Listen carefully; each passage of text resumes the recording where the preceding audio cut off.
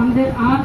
వీరు యేసు విషయమై సాక్ష్యం చెప్పేవారిగా ఒక సాక్షిగా జీవిస్తారు వారు. They live the life of Jesus witnesses. Like wherever they go, they speak about God. దేవుని వాక్యము కొరకు వారు శిరచ్ఛేదనాలైనా అంటే ఈ వేళ కటైనా చేయబడుతుంది అన్నట్టు. They got beheaded because of Christ. ఇలాంటి త్యాగంతో ఉన్నటువంటి వారే They were such sacrificial spirits. వారు క్రీస్తుతో కూడా బ్రతికిన వారే 1000 సంవత్సరాలు రాజ్యం వెళ్తారంట. Such people who are that sacrificial are being with God on the judgment day. అంటే ఈ రెండింటి మధ్యలో ఒక ఎడబాటు ఉన్నది. There is a difference between these two ఆ things. కాలము ఒక 1000 సంవత్సరాలుగా మనకి ఇక్కడ కనబడుతున్నది. The time period is 1000 years. 1000 సంవత్సరాలు ప్రభువైన యేసుక్రీస్తు భూలోకములో తన పరిశుద్ధులతో నీతిమంతులతో విశ్వాసులతో కలిసి ఆ రాజ్యాన్ని ఏలబోతున్నాడు. These 1000 years, Jesus Christ will come onto the earth. He will rule this kingdom with his righteous people, with his justice people, all the good people, all his believers. He is going to rule this kingdom. ఇక్కడ మరొక విషయం చూద్దాము. ఈ విశ్వాసులు ఇతరులకు ఎప్పుడు కూడా కీడు చేయని వారుగా ఉంటారు. There is another thing is that in that the believers, they didn't do any harm to others. యోహాను సువార్త 1:13 ఒకసారి చదువుదాం.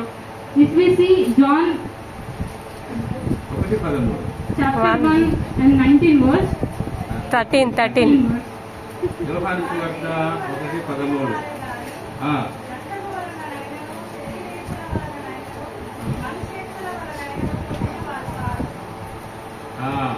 వారు దేవుని వలన పుట్టిన వారు గాని అని అక్కడ.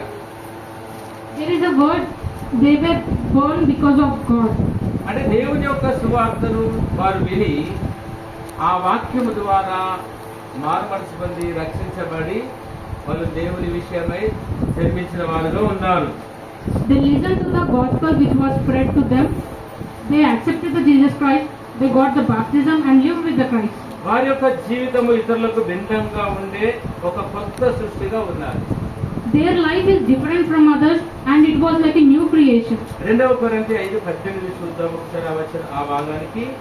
2 Corinthians 5:18 సమస్తమును దేవుని వలననైనవి, ఆయన మనలను క్రీస్తు ద్వారా తనతో సమాధాన పరుచుకొని ఆ సమాధాన పరుచు పరిచర్యను మనకు అనుగ్రహించెను అని ఉన్నారు. 2 కొరింథీ 5:18 సమస్తము దేవుని వలన కలిగినది. All the things are God because of God. అయితే మనలను క్రీస్తు ద్వారా దేవునితో సమాధాన పరుస్తున్నాడు. ఈ వాక్యము క్రీస్తు ద్వారా మనము దేవునితో సమాధాన పడబోతున్నాము. We are reconciling with God because of Jesus Christ. అదేమనగా దేవుడు వారి అపరాధములను వారి మీద మోపక, We can not putting their impurities on them. క్రీస్తునందు లోకమును తనతో సమాధాన పరుచుకొనుచు ఆ సమాధాన వాక్యమును మనకు అనుగ్రహించాడు. పీస్ఫుల్. అంటే ఇక్కడ నేను మీకు తెలియజెప్పవలసినవి ఏంటంటే సమస్తము దేవుని మూలముగా కలిగినది, క్రీస్తు ద్వారా మనము దేవునితో సమాధాన పడుతున్నాము. The thing I want to say here is that అది ఎలాగనగా ప్రభువైన యేసుక్రీస్తు ఈ లోకానికి వచ్చి ఆయన శిలువలో మరణించి సమాధి చేయబడి 3వ దినమున తిరిగి లేచాడు. the thing is that Jesus Christ came into this world. He lived here for 33.5 years and he died on the cross because of our sins, and on the third day he resurrected. ఆయన ఎప్పుడైతే తన మరణము మనందరి కొరకు అంటే తన యొక్క మరణము ద్వారా మనందరి యొక్క పాపాలు క్షమించబడి దేవునితో కలిసి ఉండేటువంటి భాగ్యాన్ని ఈ పునరుత్థానం ద్వారా మనకు కలిగించాడు. Because of his death, all of our sins are gone, and then created the chance to be with the God because of the blood of Christ. ఇందుకు ఒక ఉదాహరణ నేను మీకు తెలియజేస్తాను. I want to say example for this. మీ అందరికీ తెలిసిన ఒక గోధుమ గింజను తీసుకుందాము. Let us take an example of a wheat grain. మక్క గింజ తెలుసు కదా అందరికీ. కార్న్. మక్క గింజ Let us take an example of maize also. ఇప్పుడు ప్రభువైన యేసుక్రీస్తు మనందరి కొరకు చనిపోయి 3వ దినమున ఒక ప్రథమ ఫలముగా తిరిగి లేచాడు. అదే రీతిగా ఈ గోధుమ గింజను మనము భూమిలో వేసినప్పుడు అది చచ్చిపోతేనే కానీ బ్రతుకుతుంది. Jesus Christ came onto this world and died and resurrected. When you look at the wheat seed, when you keep it on the soil, first it dies, then it grows again. మిమ్మల్ని ఎవరైనా మీరు యేసుని నమ్ముకున్నారు కదా, చావకుండా బతుకుతారా అని అడుగుతారు ఒక ప్రశ్న. Some people may ask you, you have believed in Jesus Christ, you may not die. క్రీస్తు నమ్ముకున్న వారైనా నమ్ముకోకపోయిన వారైనా అందరూ సరిపోయే దినం ఒకటి ఉంటుంది. Everyone who believe in God or who don't believe in God, everyone has to die one day. అయితే వీళ్ళందరికీ అంటే మానవుడు భూమి మీదకి వచ్చిన తర్వాత మళ్ళీ చనిపోయిన బ్రతుకుతాడనేటువంటి ఒక రుజువుకు ప్రభువైన యేసుక్రీస్తే మొదటి ప్రథమ ఫలముగా ఉన్నాడు. To witness, there is a witness that whoever dies will be resurrected, and the first fruit is Jesus Christ. ఇందుకు ఒక రుజువు చూద్దాం. మత్తయి సువార్త 7వ అధ్యాయం 17-18. Let us see one proof. Matthew 7వ అధ్యాయము chapter 7:17. 7:17. అలాగుననే మంచి చెట్టు మంచి ఫలములు ఫలించును, పనికిమాలిన చెట్టు కాని ఫలములు ఫలించును. మంచి చెట్టు కాని ఫలములు ఫలింపనేరదు, పనికిమాలిన చెట్టు మంచి ఫలములు ఫలింపనేరదు. ఇక్కడ 2 చెట్లు ఉన్నాయండి. There are 2 trees in this verse. ఒకటి మంచి ఫలములు ఇచ్చే చెట్టు, one tree is giving good fruit. ఒకటి చెడు ఫలములు ఇచ్చే చెట్టు. There is another tree which is giving evil fruits. మనం ఇదివరదాకా చదువుకుంటూ వచ్చిన వాక్య భాగాలలో as we have seen in other verses, విశ్వాసులు అవిశ్వాసులు, there are believers and non-believers, నీతిమంతులు అనీతిమంతులు, just and unjust people, మంచి చేసేవారు చెడు చేసేవారు, good people and bad people. ఈ విషయాలు మనం వింటూ నేర్చుకుంటూ వచ్చినాం. We have heard about them all this time. మంచి చెట్టు ఎప్పుడు కూడా కాని ఫలములు ఫలించదు. This good tree won't give evil fruits. అంతే. మంచి ఫలములు ఇచ్చే చెట్టు మంచి ఫలములే ఫలిస్తుంది. The tree which is a good tree, it will give good fruits only. చెడు ఫలములు ఇచ్చేటువంటి అంటే కాని ఫలములు ఫలించే చెట్టు ఎప్పుడు కాని ఫలములే ఫలిస్తుంది. The evil tree which is there, it will give only evil fruits. దీని అర్థం ఏంటంటే The thing is that ఒక వ్యక్తి one person అంటే అవిశ్వాసంగా ఉన్న వ్యక్తి who is a non-believer, who don't know the Christ, మంచి పనులు చేస్తాడు గాని he may do good things. తనకు నచ్చినవి మాత్రమే చేస్తాడు అన్నట్టు. He will select a few things and do the good things. చేసిన స్వార్థం కొరకే చేస్తాడు అన్నట్టు. He will do those few things for his own selfishness. అంటే దేవునికి ఇష్టమైనవి చేయాలి, ఇతరులకు మేలైనవి చేయమని వాక్యం రామని అలా చేయాలి అనేటువంటి ఉద్దేశంతో మాత్రం వారు చేయరు. He won't be doing those good things because God asked us to do, and it is written in the Bible. They won't do the good things because of that. మత్తయి సువార్త 25వ అధ్యాయం 31 నుంచి ఒక వాక్య భాగాన్ని చూస్తే అక్కడ ఒక సందర్భం ఉంటది. అక్కడ ఒకసారి చూద్దామా? There is a situation in Matthew 25 chapter 31 నుంచి 41 వరకు చదివితే మీకు తెలుస్తుంది. కానీ you will be knowing if you read Matthew 25 31 to 41. ఇక్కడ ఒక తన మహిమతో మనుష్య కుమారుడు ఆయనతో కూడా సమస్త దూతలను వచ్చినప్పుడు ఆయన తన మహిమగల సింహాసనము మీద చివరియుండును. అప్పుడు సమస్త జనులు ఆయన ఎదుట చేయబడుదురు. గొల్లవాడు మేకల్లో నుండి వేరుపరిచినట్లు ఆయన వారిని వేరుపరిచి 46 వరకు. కానీ 2-3 వర్షాలు తన కుడి వైపున గొర్రెలను ఎడమ వైపున మేకలను నిలబెట్టును. అప్పుడు రాజు తన కుడి వైపున ఉన్నవారిని చూచి నా తండ్రి చేత ఆశీర్వదింపబడిన వారలారా రండి, లోకము పుట్టినది మొదలుకొని మీ కొరకు సిద్ధపరచబడిన రాజ్యమును స్వతంత్రించుకొనుడి. రాజ్యమనేనా?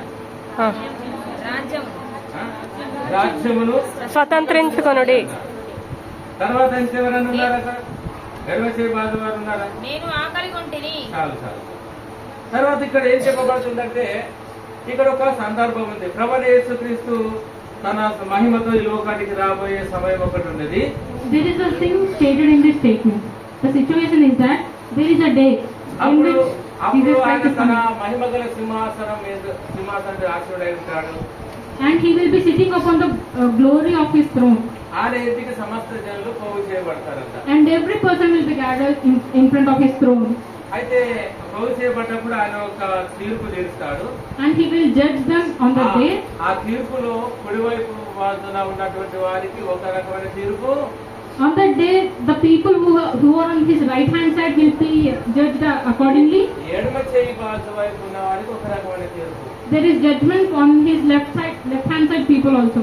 ఈ కుడి చేత ఉన్నటువంటి వారు ఎప్పుడు అనేకులకు మేలు చేసేవారు కానీ కీడు చేసేవారు కాదు. The people on the right side were always righteous and did good things to the people. వీరి కొరకు దేవుడు సిద్ధపరిచింది ఏంటంటే, ఆ నిత్య రాజ్యమును స్వతంత్రించుకోవడానికి ఆ నిత్య రాజ్యాన్ని సిద్ధపరిచాడు. And for the right hand people, God is allowing them to inherit the kingdom which he has established. దానికి కారణం ఏంటండి? The reason for that is, చెప్పండి. see, వారు ఎప్పుడు ఇతరులకు మేలు చేసేవారు. the reason is that they have done good things always. ప్రభువైన యేసుక్రీస్తు యొక్క లక్షణం ఏంటి? అందరికీ మేలు చేశాడు. The quality of Jesus Christ is what? Doing good things for all the people. ఆయన పరలోక రాజ్యంలో ఉంటాడు. ఆయనతో పాటు మేలు చేసే వారందరూ కూడా పరలోక రాజ్యంలో ఉంటారు. Jesus Christ will be in heaven, and all the people who have done good things will be in heaven. ఆయన అంత విశ్వాసం ఉంచి ఆయన పక్షాన జీవిస్తూ మేలు చేస్తూ ఉండి అనేకులను ఆదరిస్తూ ఉండి అలా నడిచేటువంటి వారిని చూసి నా తండ్రి చేత ఆశీర్వదించబడిన వారులారా అని చెప్తున్నాడు అన్నది. The people who have done righteousness, who have lived a righteous life and did good things to the people, been a protective person for them, being kind to the people, for all of them, the God is allowing them to inherit the throne. మొదటి తెస్సలోనిక 4:13 నుంచి చదువుదాం ఒకసారి చూడండి. అంటే ఇది కుడి చేయి బాగున్నటువంటి వారికి ఇచ్చినటువంటి దీవెన. ఎందుకంటే ఆయన లేచాడు. అనేకులు లేచిన తర్వాత వారు పొందబోయే దాని గురించి తెలియజేస్తున్నాడు. చదవండి. సహోదరులారా, ఆ. నిరీక్షణ లేని ఇతరుల వలె మీరు దుఃఖపడకుండా నిమిత్తము నిద్రించుచున్న వారిని గురించి మీకు తెలియకుండా మాకిష్టము లేదు.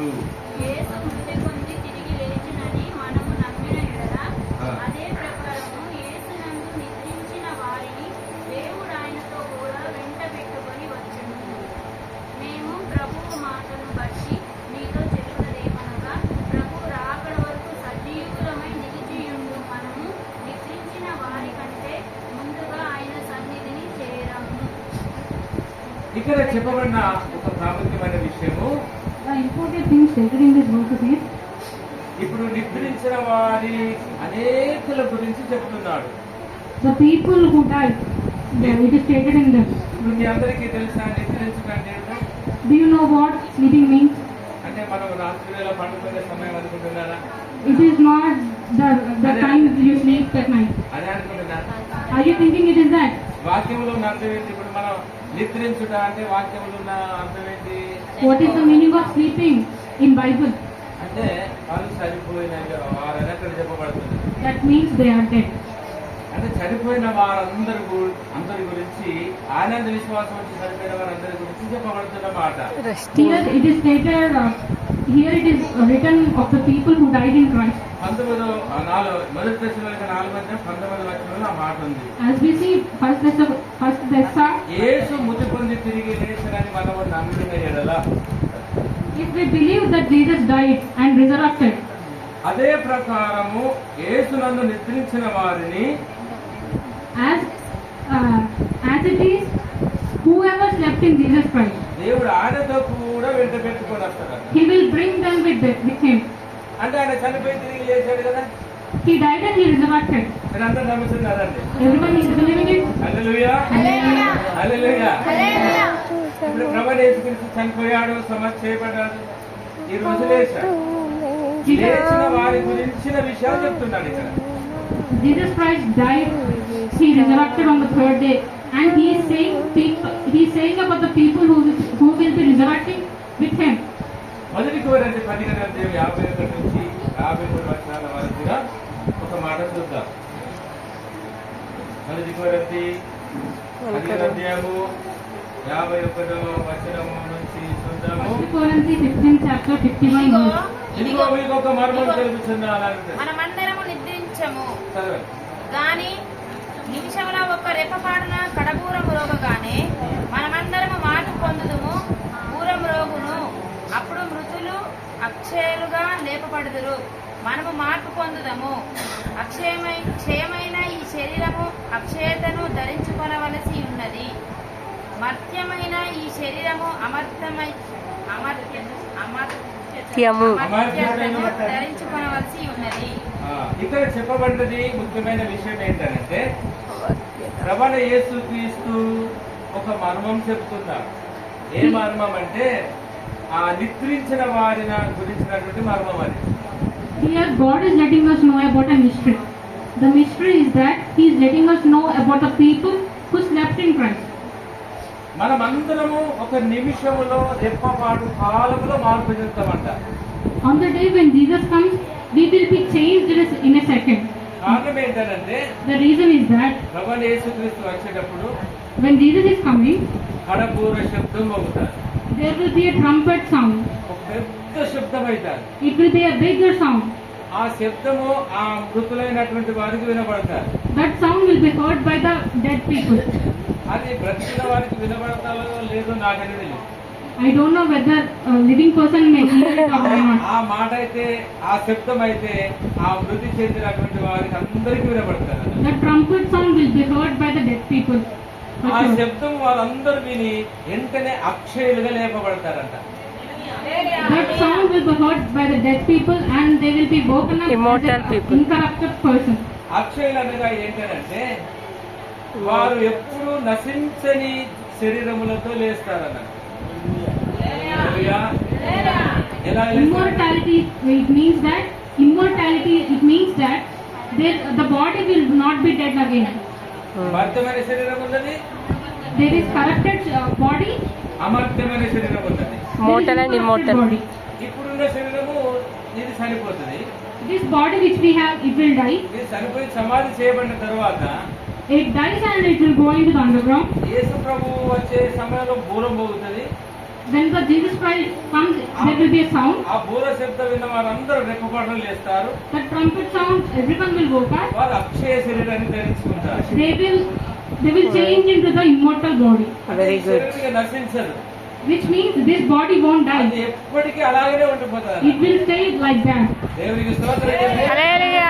హల్లెలూయా. హల్లెలూయా. ప్రభువైన యేసుక్రీస్తు ఈ లోకానికి వచ్చి ఆయన మరణించి తిరిగి లేచినది మనం ఎప్పటికీ సజీవంగా ఉండుట కొరకు ఆయన తిరిగి లేచాడు అన్నాడు. The thing Jesus Christ come and resurrected, it is because we can live with him forever. We won't be dead again. దానికి ఒక మాట చూద్దాము. ఫిలిప్పీయులకు రాసిన పత్రిక 3:11. We will see a verse for that. Philippians చూడండి, ఫిలిప్పీయులకు 3:11. Philippians chapter 3 and 13.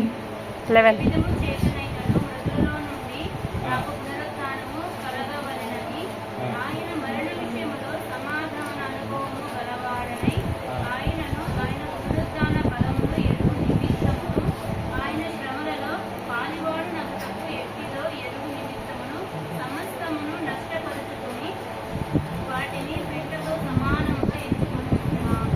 ఇక్కడ ప్రాముఖ్యమైన విషయం ఉందండి. There is an important thing in this. మనకు ఒకటి ఆస్కారం వస్తుంది. The thing which obstructs is our wealth. మీరు అందరూ ఏది లాభకరమైన అనుకుంటున్నారు? ప్రశ్నిస్తామని. What Property. do you think is more valuable? మనకు ఒక పెద్ద బిల్డింగ్ ఉండాలి, You want to have a big house, ఒక మంచి కారు గురించి చెప్పండి. Benz car. You want to have a Benz car, మంచి కారు ఉండాలి, నాకు నెలకు ఒక 2 లక్షల శాలరీ ఉండాలి. I want to get a 2 lakh salary per month. నేను ఆల్రెడీ ఎదురైన కార్లో పోతూ రావాలి. I want to roam in car everywhere I go. నేను వచ్చే వరకు నాకు అన్ని సిద్ధపరిచి ఉండాలి. I want everything arranged when I come. చాలా ఎంజాయ్గా ఏసీ పెట్టుకుని పడుకోవాలి. I want to sleep and enjoy under the AC. ఇంత వేడి ఉన్నటువంటి చర్చలో నేను ఉంటాను. I don't want to live in under the roof, which is very hot. మీకు అందరికి బాగా అనిపిస్తలేదా? నో. అనిపిస్తలేదు. ఇంకా గంట సేపు చెప్తున్నా. Okay.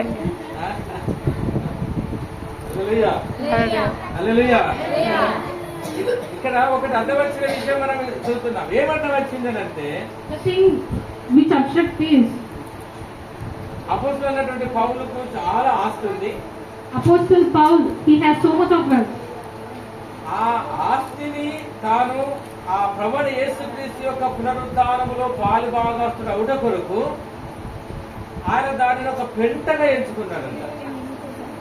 To participate in the resurrection of Christ, he has considered all of his wealth as powder.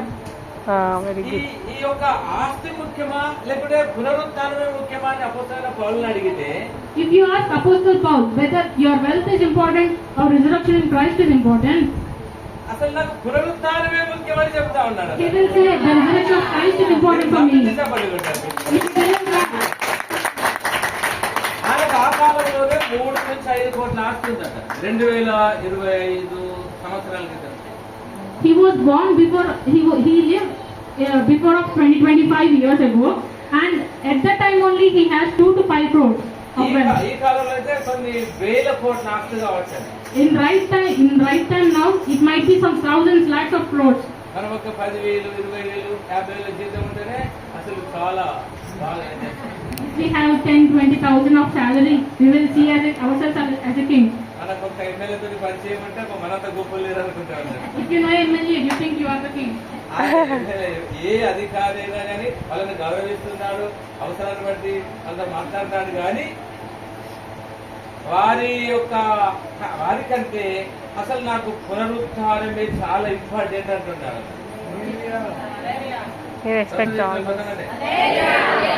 అలసిపోయారు. ఇక్కడ మంచి భోజనం కదా. ఇక్కడ ఆస్తి ముఖ్యమా పునరుద్ధారము ముఖ్యమా చెప్పండి. Resurrection is important. తర్వాత ఇక్కడ ఇంకో మాట అంటున్నాడు. ఇంకో మాట ఏమన్నాడంటే ఆయన మన యేసు ప్రభు శ్రమలలో సమాన అనుభవం గలవాడనే ఉండాలనుకుంటున్నాడు. సమాన అనుభవం గలవాడుగా ఇందులో ఆయన శ్రమలలో పాలువాడు కావాలి. అంటే సమానమైనటువంటి ఆయనకు వచ్చినటువంటి శ్రమలలో ఆ సమానమైనటువంటి అనుభవంలో నేను వెళ్ళాలనుకుంటున్నాను. He want to undergo all the things, all the problems faced by the Jesus Christ. ఆయన సుఖమును కోరుకోలేదు. He don't want the rich life. శ్రమను కోరుకున్నాడు. He wanted problematic life. ఒక మోషేను చూసుకుంటే If we see Moses, దేవుని ప్రజలతో శ్రమ అనుభవించడమే ముఖ్యమని కోరుకున్నాడు. he wanted to live a life with God people. ఫరో కుమారునిగా ఉండి సుఖాన్ని అనుభవించడానికి ఆయన ఎప్పుడు ఇష్టపడలేదు. He was the son of the Pharaoh, but he wanted to live the life with people. మన ఎదుట 2 విషయాలు ఉన్నాయి. There are 2 things before us: సుఖమా శ్రమనా, rich life or problematic life. తర్వాత ఆస్తి లేకుంటే పునరుత్థానమా, Wealth and resurrection. ఏది మీకు ముఖ్యము? Which one do you want? అసలు ఒక యేసు ప్రభుని అడిగితే యేసు ప్రభు ఏమంటాడో తెలుసా అండి? If you ask Jesus Christ, what will he answer? Do you know? సమస్తాన్ని విడిచిపెట్టి నన్ను వెంబడించమన్నాడు యేసు ప్రభు. He wants us to leave everything and go behind him. ఎవరైనా నన్ను వెంబడించబోయిన ఎడల Everyone who wants to go with him, తన సిలువను ఎత్తుకొని they should take up their cross. తాను తృణీకరించుకొని He has to less themselves. go away himself. నన్ను వెంబడించవాలని. He has to follow the God. అంటే తన గొప్పతనాన్ని విడిచిపెట్టాలి. He has to leave all the greatness of his. తన ఈగోలన్నీ విడిచిపెట్టాలి. He has to leave all his ego. తనకున్న అధికారపూర్వకమైన ఏంటి అవన్నీ విడిచిపెట్టాలి. He has to leave all the leadership activities. నేను ఎవరినో అన్న సంగతి మర్చిపోవాలి. He has to forget who he is. క్రీస్తు యొక్క దాసుని. He has to think himself as his Christ servant. ఆ సంగతి గుర్తుంచుకొని అడుగుమంటున్నాడు యేసు ప్రభు. హల్లెలూయా. హల్లెలూయా. అదే పౌలు అంటున్నాడు, The thing Paul is saying that నేను సుఖాన్ని విడిచిపెడుతున్నాను, I am leaving all the నేను wealth, ఆస్తిని I am విడిచిపెడుతున్నాను, leaving all the rich Yesu life. ప్రభు శ్రమలో నేను పాలుభాగస్తుడు కావాలి, I am participating in Jesus' ఆయన problems. పునరుత్థానంలో పాలుభాగస్తుడు కావాలి. I want to participate in the resurrection of అలా Christ. అయితే నేను నా పరలోక రాజ్యంలో ఉంటాను, Then only I can be with God. ఆ నిత్య జీవితాన్ని Then సంపాదించుకుంటాను. only I can get the ever life Almighty ever immortal body.